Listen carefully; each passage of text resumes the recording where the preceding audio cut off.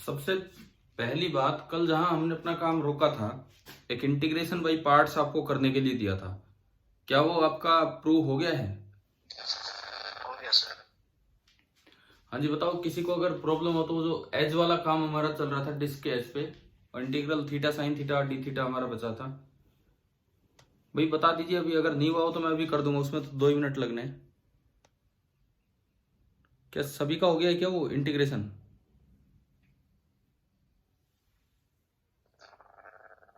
Yes sir. ठीक है, चलो तो मैं फिर आगे बढ़ूं अगर उसमें कोई प्रॉब्लम नहीं है तो।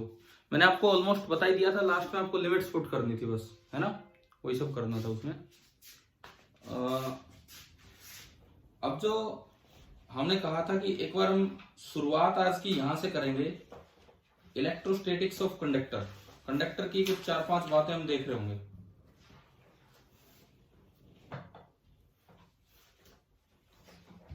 एनसीईआरटी बुक लेके बैठे हो साथ? Yes sir. ठीक है,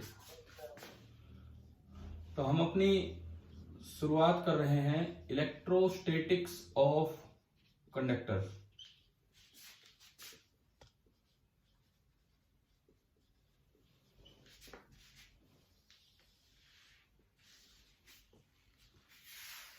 देखो, इसमें कुछ पॉइंट्स हैं। पहली बात, कंडक्टर एक स्पेशल मटेरियल है और उसमें भी इलेक्ट्रोस्टैटिक मतलब वो कंडीशन जब चार्जेस रेस्ट में है, वो वाला है। मैं फिलहाल आपका जो एनसीईआरटी बुक है उसमें पेज नंबर 68 पे हूं। पेज नंबर 68, 67 पे टॉपिक का नाम है, 68 पे हम हैं जहां हम ये देख रहे हैं। देखिए, first property, inside a conductor electrostatic field is zero. पहली प्रॉपर्टी, शायद आप और हम ये सब पहले भी देख चुके होते हैं कि कंडक्टर की बॉडी के अंदर इलेक्ट्रिक फील्ड स्टैटिक कंडीशन में जीरो होता है। बताओ, ये कोई नई प्रॉपर्टी नहीं है हमारे लिए, पढ़ चुके हम पहले शायद। बताइए, ध्यान है क्या? ये एक कोई कंडक्टर है, कोई भी एक कंडक्टिंग बॉडी है, सॉलिड कंडक्टर है पूरा। आप जैसे ही कोई फील्ड लगाएंगे बाहर से, आपने कोई फील्ड ई नॉट अप्लाई किया, आपने कोई भी फील्ड ई नॉट अप्लाई किया, जैसे आपने ई नॉट अप्लाई किया, ई नॉट अंदर पहुंचते ही जो इसके इलेक्ट्रॉन है वो अपोजिट डायरेक्शन में मूव करने लग जाते हैं। जो इसके इलेक्ट्रॉन होंगे वो अपोजिट डायरेक्शन में फोर्स लगने के कारण मूव करने लग जाएंगे और इलेक्ट्रॉन्स दूसरी साइड में जाके इकट्ठा होने लग जाते हैं इधर, यूं। और इधर से इलेक्ट्रॉन गए तो इधर पॉजिटिव चार्ज आएगा। तो इन पॉजिटिव से नेगेटिव की तरफ एक फील्ड अंदर बनता चलता है, इंड्यूस्ड फील्ड।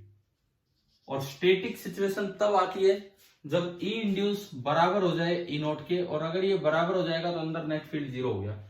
ये आपकी पहली कंडीशन है कि इलेक्ट्रोस्टैटिक कंडीशन में एक कंडक्टर की बॉडी के अंदर इलेक्ट्रिक फील्ड हमेशा कितना होता है? जीरो। शायद मुझे लगता है सभी को समझ आई गए। ठीक है। Yes sir. Second sir, electrolytic conductor क्या होता है? क्या?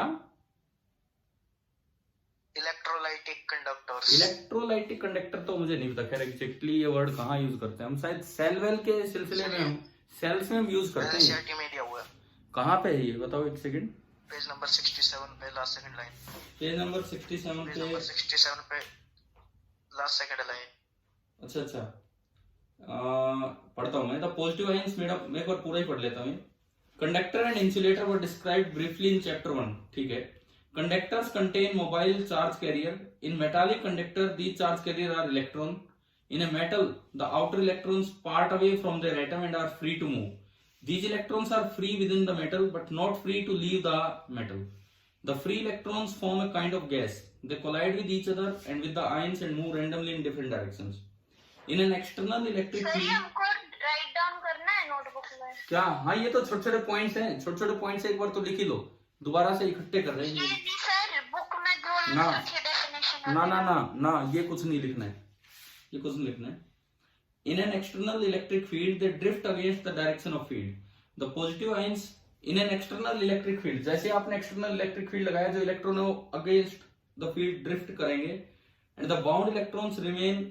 The positive ions made up of the nuclei and the bound electrons remain held in their position. ये क्या मतलब है कि एक मेटल में एक तो न्यूक्लियस बच गया और एक इनर इलेक्ट्रॉन्स बच गए, न्यूक्लियस और इनर इलेक्ट्रॉन। आउटर इलेक्ट्रॉन तो फ्री है, तो आउटर इलेक्ट्रॉन तो इधर की तरफ आ गए, फील्ड से अपोजिट चल के आ गए, और जो न्यूक्लियस और जो इनर इलेक्ट्रॉन्स है, बाउंड इलेक्ट्रॉन्स है, वो वहीं रह जाते हैं। In an external field they drift against the direction of field. The positive ion बनी क्यों? क्योंकि उसमें एक तो पूरा न्यूक्लियस है और कुछ बाउंड इलेक्ट्रॉन है, they held in their fixed position. In electrolytic conductors the charge carriers are both positive and negative ions, but the situation in this case is more involved. The movement of the charge carriers is affected both by the external field as also by the so called chemical forces, see chapter 3।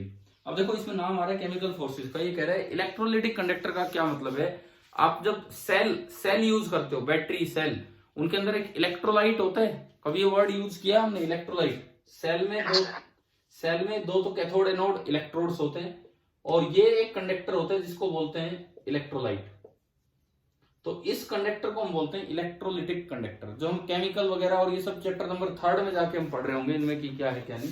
तो ये कहता है कि जो आपके normal metal conductor है उनमें तो खाली फ्री इलेक्ट्रॉन कैरियर होता है, जबकि इलेक्ट्रोलिटिक कंडक्टर में आइंस कैरियर होते हैं, पॉजिटिव आइंस भी होते हैं और नेगेटिव आइंस भी। ये ठीक है, लिक्विड एंड लाइक। हाँ, ये जो लिक्विड वाले जो होते हैं वो वाले। क्लियर है? तो ये कह रहे हैं कि अगर आप इलेक्ट्रोलिटिक कंडक्टर पे जाएंगे वहां तो केमिकल फोर्स भी आ जाएंगे, तो उन पे हम नहीं जा रहे हैं अभी। We shall restrict our discussion to metallic solid conductor. इसने लास्ट में लिखा है कि हम ये जो इलेक्ट्रोस्टैटिक्स ऑफ कंडक्टर पढ़ रहे हैं, यहाँ हम अपना जो ये डिस्कशन है हम रोक के चलेंगे केवल सॉलिड मेटालिक कंडक्टर तक। समझ आ गया ना क्या क्या है? ठीक है, तो पहली प्रॉपर्टी कि कंडक्टर की बॉडी के अंदर इलेक्ट्रोस्टैटिक सिचुएशन में हमेशा इलेक्ट्रिक फील्ड कितना होगा? 0। मुझे लगता है फील्ड लाइन के समय भी हमने ये प्रॉपर्टी पढ़ी थी। समझ आ गया पहला पॉइंट? ठीक है, यस सर। सेकंड देखते हैं। सेकंड,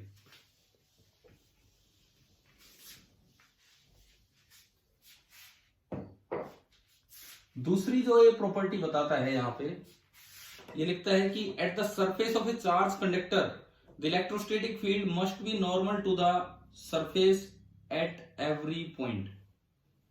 भाई ये भी हमने शायद पढ़ दिया था, फील्ड के टाइम ही पढ़ा था, फील्ड लाइंस के समय, कि इलेक्ट्रोस्टैटिक फील्ड जो आप बनाओगे उसकी फील्ड लाइन ऐसे बनेगी कि कंडक्टर की सरफेस पे आते आते वो परपेंडिकुलर हो जाए। बताओ पढ़ा था कि नहीं है?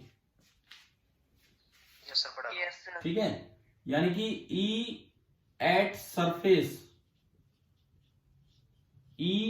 सरफेस की जो डायरेक्शन है that is perpendicular to tangent at surface.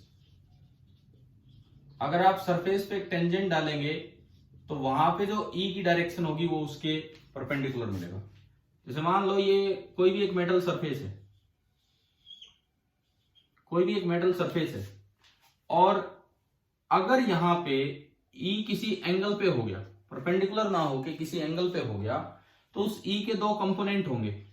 एक होगा ई परपेंडिकुलर और एक होगा ई पैरेलल। एक होगा ई परपेंडिकुलर और एक आपका होगा ई पैरेलल। ई परपेंडिकुलर दिक्कत नहीं देगी, वो इलेक्ट्रॉन बाहर निकल के नहीं आ सकता है, लेकिन ई पैरेलल जो है ना वो इलेक्ट्रॉन पे फोर्स लगा देगा पीछे की तरफ, और उस वजह से इलेक्ट्रॉन सरफेस पे चलता रहेगा। तो इलेक्ट्रोस्टैटिक सिचुएशन तो आ ही नहीं पाई। स्टैटिक का मतलब है कि इलेक्ट्रॉन किस पे रहा, किस पे होना चाहिए। Static means electron should be at rest. देखो जो ये नॉर्मल कंपोनेंट है ये इलेक्ट्रॉन पे फोर्स ऊपर लगाएगा, लेकिन इलेक्ट्रॉन छोड़ के बाहर नहीं आ पाएगा, वो अपनी सरफेस पे घूमता रहेगा। लेकिन जो पैरेलल कंपोनेंट है वो पैरेलल डायरेक्शन में इलेक्ट्रॉन पे फोर्स लगाएगा और जिससे इलेक्ट्रॉन चलता रहेगा। तो स्टैटिक सिचुएशन जब आएगी तो पैरेलल कंपोनेंट 0 हो जाएगा। देखो at static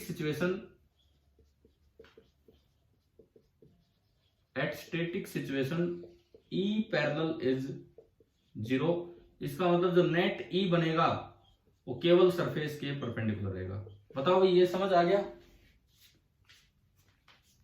second point clear है सभी को? ठीक है, अब सुनो, ये हम सॉलिड मेटालिक कंडक्टर्स के लिए पढ़ रहे हैं। ये एक अच्छा सा पॉइंट अंकित ने बताया बीच में पढ़ के वहां से कि इलेक्ट्रोलिटिक कंडक्टर्स के लिए हम ये बातें नहीं लागू कर सकते हैं। जहां लिक्विड कंडक्टर होता है, जहां positive ion negative ion carrier है, तो वहां कुछ अलग प्रॉपर्टीज हैं, लेकिन यहां हम ये सॉलिड मेटालिक कंडक्टर के लिए बातें कर रहे हैं। पहला पॉइंट कि स्टैटिक सिचुएशन में E inside the body of conductor 0 होता है।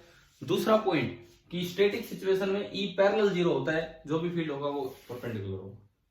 क्या ये 2 पॉइंट समझ आ गए आपको? ठीक है। तीसरे पॉइंट पे, Yes, sir. तीसरा point, interior of a conductor can have no excess charge in the static situation. ये देखिए तीसरा पॉइंट अब हम समझते हैं कि टोटल चार्ज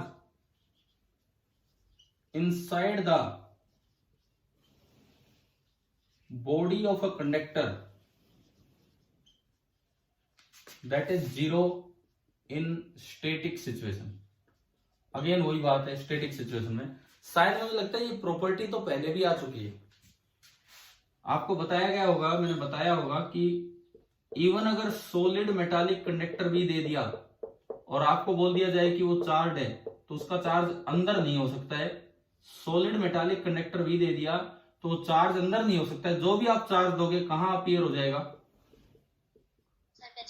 सरफेस पे।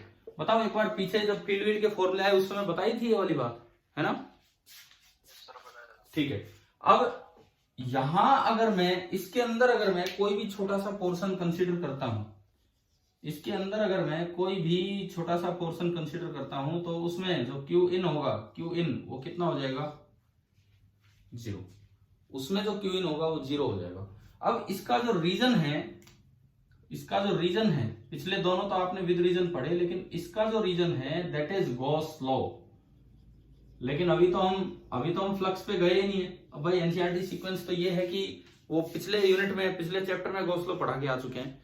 हम तो वो चीज पढ़ेंगे फ्रॉम मंडे से हम अपना ये flux and Gauss law part start कर रहे हैं। ठीक है, आपको आपका नया शेड्यूल मिल चुका होगा शायद, मुझे लगता है 1 वीक का टाइम अब आगे इसके बाद 3 तारीख को है सर। हाँ, मतलब 1 वीक हो रहे हैं ना हमारे पास।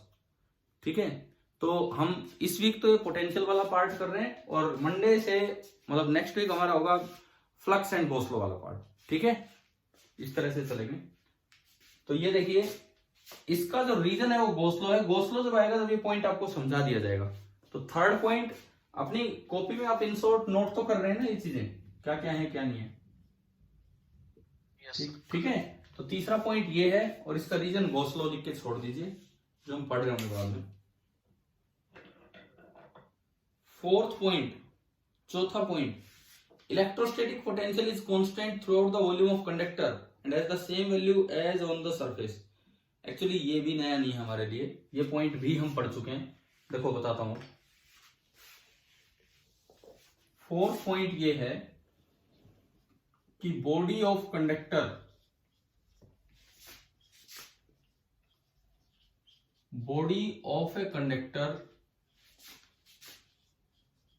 Is an equipotential body of a conductor is an equipotential body. ये मैं आपको याद दिलाऊं, हमने एक सेल लिया था और आपको ध्यान होगा सेल हो चीज सॉलिड स्फीयर हो, लेकिन अगर वो मेटल है तो बात एक ही है ना? मेटल है तो चीज सॉलिड हो, बात एक ही है। इसके पोटेंशियल का ग्राफ याद है आपने ऐसा बनाया था कुछ?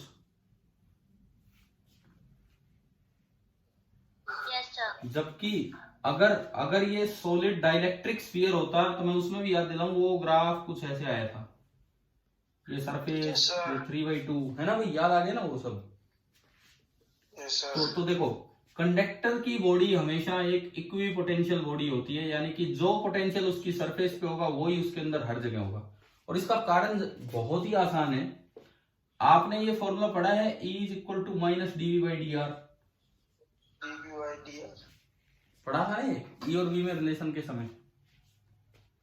ठीक है। अब देखिए कंडक्टर की बॉडी के अंदर E इनसाइड, अभी पीछे एक पॉइंट पढ़ के आए कि E इनसाइड कितना होता है? 0। और अगर E इनसाइड 0 होगा तो -dV/dr V0 होगा। और अगर V का डिफरेंशिएशन 0 है तो जो V है वो क्या रहेगा?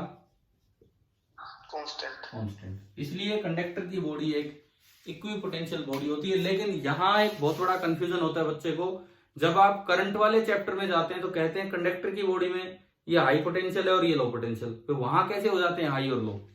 कंडक्टर में जब करंट फ्लो करेगा तो एक साइड हाई और एक लो हो जाएगी। तो ये जो इक्वी पोटेंशियल है ये कब है? ये ओनली कब है? ये किस सिचुएशन में? स्टेटिक सिचुएशन में। स्टेटिक सिचुएशन मतलब जब चार्ज जो है वो रेस्ट पे हो। चार्ज अगर रेस्ट पे है तो उस समय ये कंडक्टर की बॉडी इक्विपोटेंशियल बॉडी है। समझ आया ना? ये फोर्थ वन भी, चौथा पॉइंट। ठीक है, पांचवा point, electric field at the surface of a charge conductor is sigma upon epsilon not. भाई मुझे लगता है ये वाला पॉइंट भी मैं आपको एक बड़ा स्पेशल पॉइंट बनवा के याद करवा चुका हूं। आप ध्यान कीजिए, जब भी कभी पीछे हमने जो अपनी ऑफलाइन क्लास थी स्कूल में, क्या मैंने बताया था कि मैंने कहा लार्ज शीट है, बात अलग है कि हर जगह सेम होता है, उसको छोड़ो। चाहे छोटा सा भी कंडक्टर हो, जस्ट सरफेस के बाहर जो फील्ड होगा वो होगा उसकी लोकल चार्ज डेंसिटी पे डिपेंड करेगा और वो होगा सिग्मा अपॉन एप्सिलॉन नॉट। क्या ये पॉइंट आया था? Yes sir. है ना? तो ये पांचवा पॉइंट इनका ये है। इन्होंने इलेक्ट्रोस्टैटिक्स ऑफ कंडक्टर को इकट्ठा करके 4-5 पॉइंट्स हमें समझाए हैं।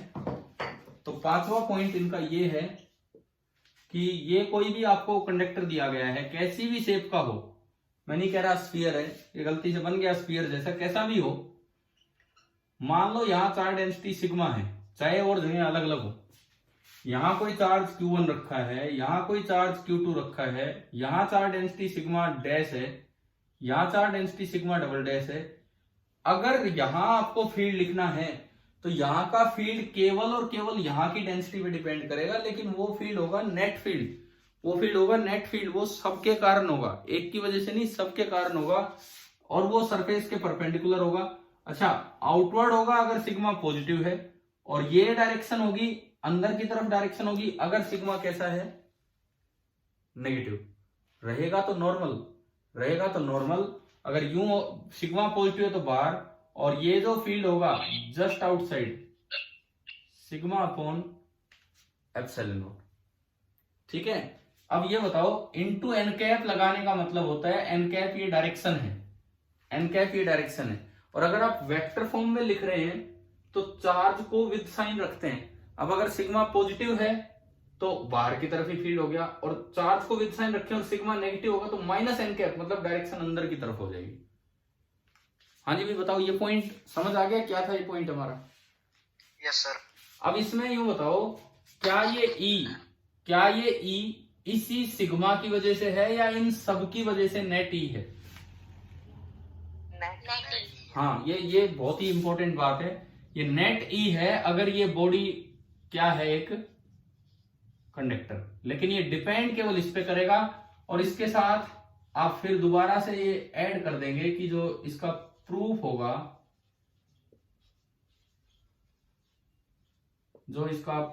That will be by Gauss law. जो भी इसका प्रूफ होना है, this is by using Gauss law. इस तरह से प्रूफ होगा। क्या ये समझ आ गया है? Yes sir. ठीक है, तो ये 5 प्रॉपर्टी ऐसी थी जिनमें ज्यादातर हम पीछे पढ़ के भी आए थे। एक दो के प्रूफ अभी नहीं कर पाए, तो वो गॉस लॉ अप्लाई करने के बाद मैं लाऊंगा आपको दोबारा से यहाँ पे कि भाई किस तरह से प्रूफ होने। ठीक है, अब इसमें एक 6th प्रॉपर्टी दी है आपकी बुक में, 6ठी प्रॉपर्टी पे हम आगे। क्या दिया है 6th में? क्या हेडिंग है बताओ? Electrostatic shielding. हाँ, इलेक्ट्रोस्टैटिक शील्डिंग। ये उससे थोड़ी अलग है। एक पीछे प्रॉपर्टी आज पढ़ दी कि कंडक्टर की बॉडी में इलेक्ट्रिक फील्ड 0 होता है। ठीक है, वो एक सेपरेट बात है। कंडक्टर की बॉडी में इलेक्ट्रिक फील्ड 0 होता है, वो एक सेपरेट सी थिंग है। ये एक अलग चीज है। अगर कंडक्टर की बॉडी के बीच में कैविटी हो, कैविटी मतलब खाली जगह, और कंडक्टर बंद हो, तो बाहर आप कितना ही स्ट्रॉन्ग फील्ड लगा लो, अंदर नेट फील्ड, कैविटी के अंदर नेट फील्ड कितना रहेगा? 0। This is known as electrostatic shielding. Shielding मतलब शील्ड करना, मतलब बचा लेना, किसी चीज से बचा।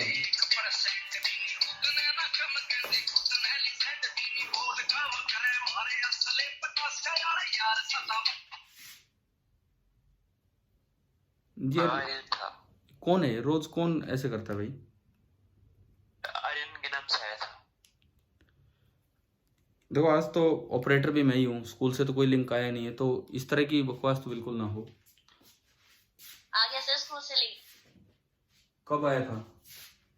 अभी आया जस्ट। अभी अब जस्ट अभी आया है ना, तो अब तो बीच में हम थोड़ी जाएंगे। ज्वाइन करना है सर। अभी रुको, अभी तो ये पूरी होने दो मीटिंग। पहले हमारी ये मीटिंग पूरी होती है, उसके बाद हम उस पर चलेंगे, ठीक है?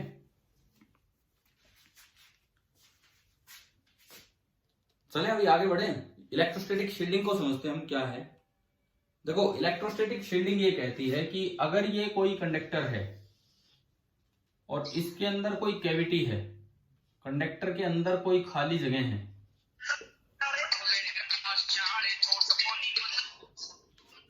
कंडक्टर के अंदर कोई खाली जगह है, स्कूल के लिंक से आप कर लो। ठीक है, मैं ये आखिरी पॉइंट पढ़ा देता हूँ, उसके बाद उस पर चलेंगे। पहले सुन लीजिए, आखिरी पॉइंट है इलेक्ट्रोस्टैटिक शील्डिंग का, ये देख लेते हैं। कंडक्टर के अंदर कोई कैविटी है तो बाहर आप चाहे कितना ही स्ट्रॉन्ग फील्ड लगा लो,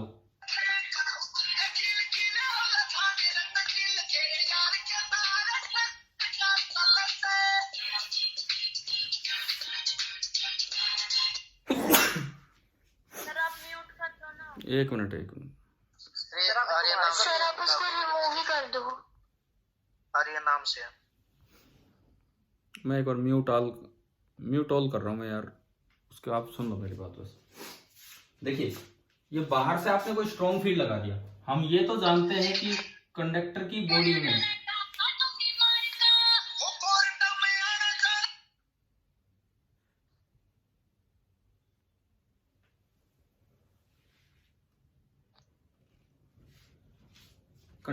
बॉडी में जो इलेक्ट्रिक फील्ड होगा वो तो जीरो होता ही होता है, लेकिन अगर कंडक्टर के बीच में कोई कैविटी है, कैसी कैविटी है? Charge free cavity. ये एक कैविटी है जिसको हम बोल रहे हैं चार्ज फ्री कैविटी।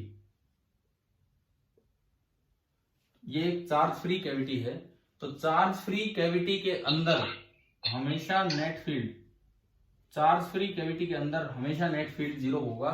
तो आप इससे ना इंस्ट्रूमेंट्स को प्रोटेक्ट कर सकते हैं।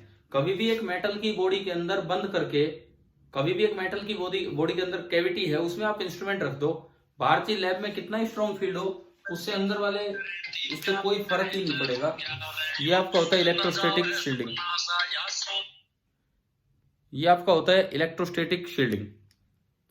चलिए ये हमने थोड़ा सा पढ़ा कि ये हमने पढ़ा कि इलेक्ट्रोस्टैटिक्स ऑफ कंडक्टर क्या है। अब मैं इस मीटिंग को यहाँ ऑफ करता हूँ और अब आप स्कूल वाले लिंक से ज्वाइन कीजिए। नेक्स्ट टॉपिक हम वहां से कवर अप करेंगे, ठीक है? Thank you.